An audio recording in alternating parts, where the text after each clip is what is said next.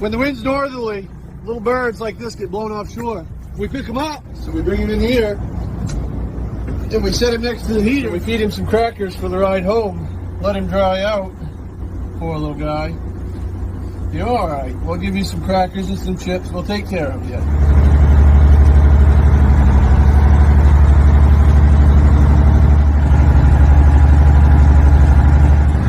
Buddy found a new seat. He's ripping my hair out of my head today. Nope, now he is sitting on the phone. We will be in about an hour, and we're going to let him go free.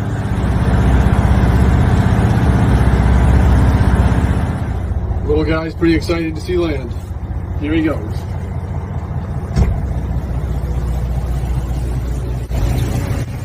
See you later, buddy.